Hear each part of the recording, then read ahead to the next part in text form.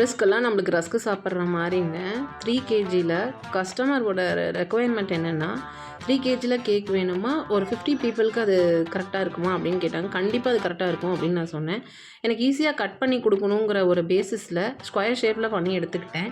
Round shape கேக்கும் square shape கேக்கும் என்ன வித்தியாசம்னா, அது கொஞ்சம் ஈஸியாக இருக்கும் ஐசிங் பண்ண. ஆனால் ஸ்கொயர் ஷேப் கேக்கு கொஞ்சம் ரிஸ்க்காக இருக்கும் ஐசிங் பண்ண. எப்படியோ இந்த ரிஸ்க்கு கூட எடுக்காமல் எப்படிங்க, அவங்களோட சாலிட் ஃபவுண்டேஷன் 4th இயர் செலிப்ரேஷனில் நம்ம ஒரு பார்ட்டாக இருக்கிறதுல எனக்கு ரொம்ப ரொம்ப சந்தோஷங்க.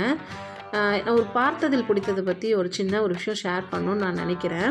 93 வயசு தாத்தா ஷிண்டேங்கிறவர் அவர் ஒய்ஃபை கூட்டிகிட்டு நகைக்கடைக்கு போய் தாலி செயின் வாங்கியிருக்காரு. அவர்கிட்ட போதுமான பணம் இல்லைன்றது அவருக்கு தெரியவே இல்லை.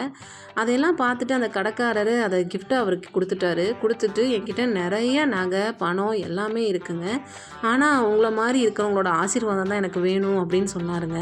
எனக்கு ரொம்ப டச்சிங்காக இருந்தது. உங்களுக்கு இதை பற்றி ஏதாவது கருத்து இருந்தால் சொல்லுங்கள்.